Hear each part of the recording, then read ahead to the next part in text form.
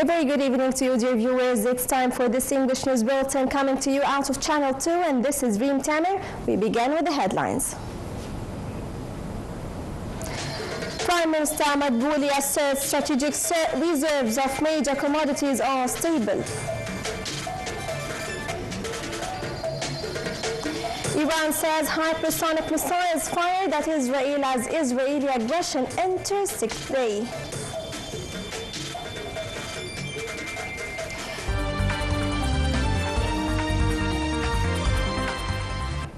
Welcome back to the news in full.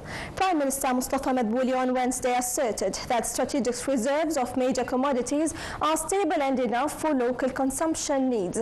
Addressing a press conference following the weekly cabinet meeting, the Prime Minister assured citizens over the availability of different commodities in markets, pointing that the government made immediate moves to tackle fallout of regional crises, notably in regard to fuel supplies. The head of the government asserted Egypt's rejection of any expansion of the conflict in the regime, adding that President Abdel Fattah al-Sisi is holding contacts with world leaders to urge for a more active role by international players in pressuring regional parties to be more responsible.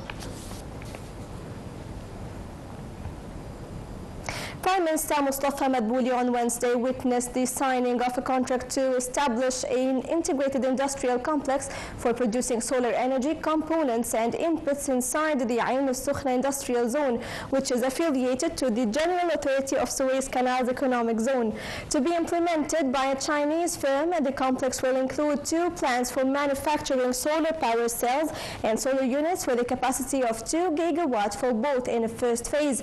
The second phase will additionally produce silicon chips over the area of 200,000 square meters. The project will be one of the largest industrial complexes with a total of $200 million in investments.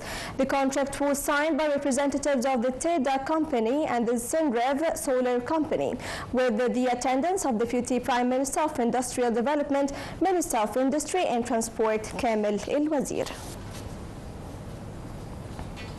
Minister of Foreign Affairs, Immigration and Expatriates Badr Abdel-Ati hailed the existing cooperation between the Ministries of Foreign Affairs and Higher Education. Meeting with Minister of Higher Education and Scientific Research Ayman Ashur, the top diplomat welcomed the interest of the ministry in opening branches of leading Egyptian universities abroad. He said that opening branches for notable universities such as Cairo and Alexandria universities overseas will promote Egypt's global standing in scientific circles and strengthen ties with peer universities worldwide. The meeting reviewed cooperation between the 2 ministries in the execution of programs and agreements signed with external countries in scientific fields, as well as the provision of services to Egyptian students abroad through Egyptian missions worldwide.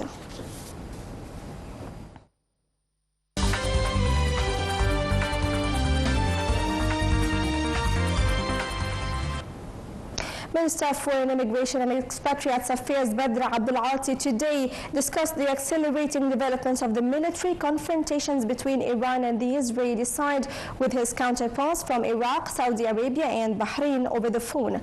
The Arab top diplomats exchanged viewpoints on means of containing the current escalation in order to avoid its expansion to a wider conflict, stressing the absolute significance of hammering out peaceful and diplomatic solutions to regional crises. To that end, Egypt's top diplomat and his counterparts called for the importance of resuming negotiations on Iran's nuclear program.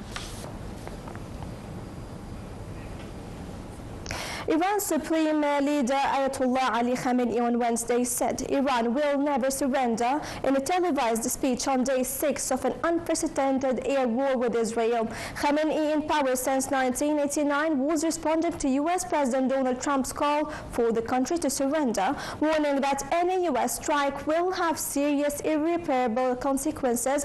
His speech is the most important since Israel launched its assault on Iran on Friday. Khamenei said Iran will not accept an imposed peace or war, warning the U.S. of irreparable damage if it intervenes. The Supreme Leader said Israel has made a huge mistake and will be punished for that.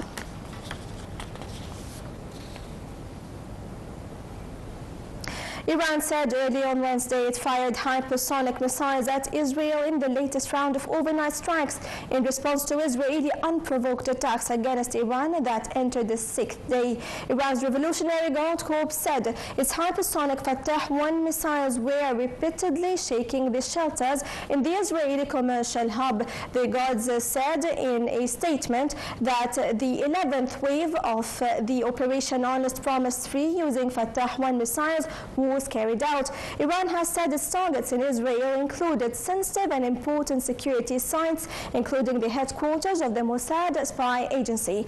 Meanwhile, Iran's police spokesperson said its forces intercepted 14 drones and identified hostile drone-producing workshops and drone-carrying vehicles across various provinces.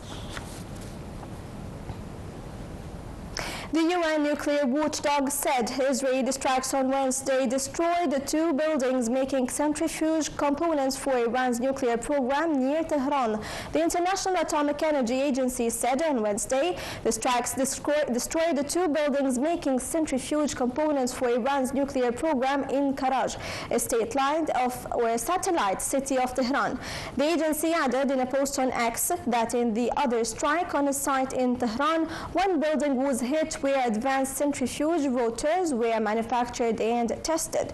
Israel has carried out repeated strikes on Iran's key nuclear sites despite warnings from the UN nuclear watchdog, the International Atomic Energy Agency, that such military action is in breach of international law. The IAEA said on Tuesday that it had detected signs of direct impacts to the underground part of Iran's uranium enrichment facility at Natanz that Israel struck on Friday.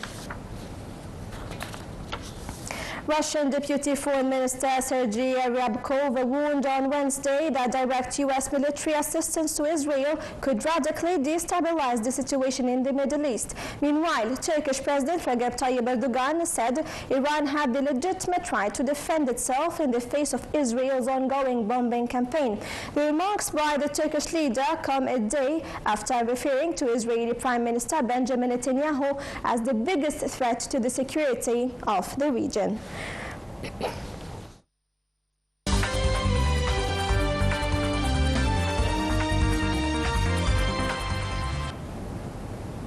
Gaza Civil Defense Agency said 30 people were killed by the Israeli fire in the Palestinian territory on Wednesday, including 11 who were.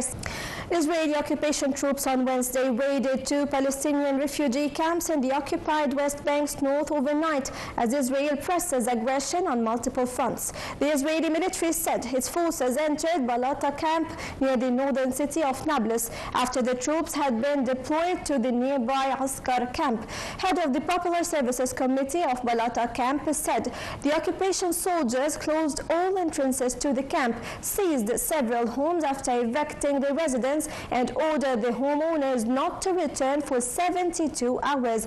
These homes were turned into military outposts and interrogation centers. He added that the soldiers are destroying the contents of homes and physically assaulting the residents. The Palestinian Popular official added that life had been largely paralyzed for the camp's residents, but that no injuries were reported. In a separate statement, the military said that its forces had neutralized 1 Palestinian overnight in the West Bank village of Al-Walaja near Jerusalem. Throughout the Gaza war, Israel troops for settlers have killed at least 939 Palestinians in the West Bank, according to the Palestinian Health Ministry. Rescuers in Kiev said on Wednesday that the death toll from a major Russian attack on Ukraine's capital the previous day had risen to 21, with more than 130 people wounded. Ukrainian President Volodymyr Zelensky called the Russian launch of drones and missiles at Kiev early on Tuesday as one of the most horrific attacks on the capital of the 3-year war.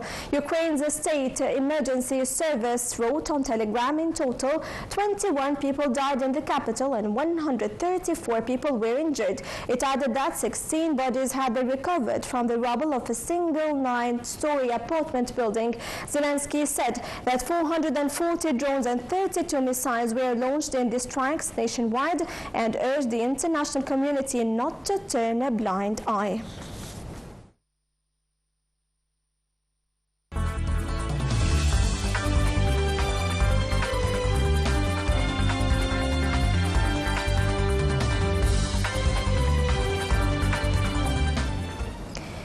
Moving to the world of business and finance, the European Union today granted a majority approval to offering Egypt a second financial support tranche worth 4 billion euros.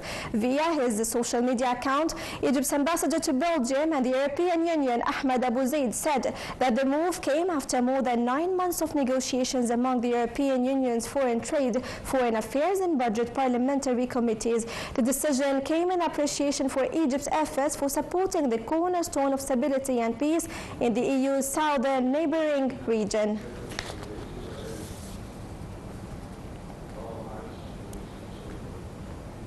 Egypt's bourse closed higher today amid purchases by foreign investors and Arab and foreign corporations against sell-offs by local and Arab investors and local corporations. The market capital of listed companies added £1 billion Egyptian pounds, exceeding £2.1 trillion at the end of average transactions of about £2.8 billion. The benchmark index EGX 30 rose 0.4% above the 30,838 point mark.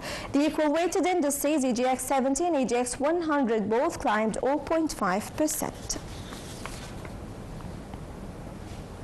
Oil prices were steady at midday trading after gaining 4% in the previous session as markets awaited a U.S. interest rate decision and escalating Middle East tensions weighed further on a global economy already grappling with the uncertainty of U.S. tariff policy. Traders were closely monitoring the impact of the Israeli-Iran military confrontations, now into its 6th day on global oil supply. London's Brent crude prices rose in Asian trading, dropped during the European morning and were last up 0.2% at $76.61 a barrel. U.S. West Texas Intermediate crude fell 0.1% at $74.76 per barrel.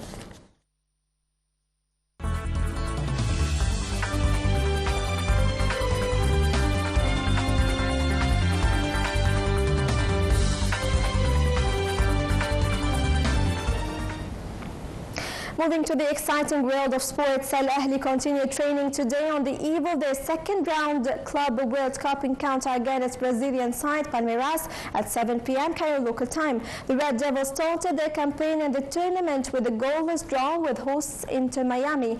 The Cairo football giants had 2 previous matches. In the same group, Lionel Messi's Inter Miami will seek to claim their first win in the tournament and ease their path into this last 16 round when they clash with Portuguese rivals Porto tomorrow at 9 p.m. Cairo local time. Porto drew 0 or goalless draw with Palmeiras in their opening group game where the Brazilian side dominated the contest but were unable to find a breakthrough. Inter Miami. Dear viewers, this brings us to the end of this English news bulletin. That was Dream Timer with you. Now it's time to say thank you for watching.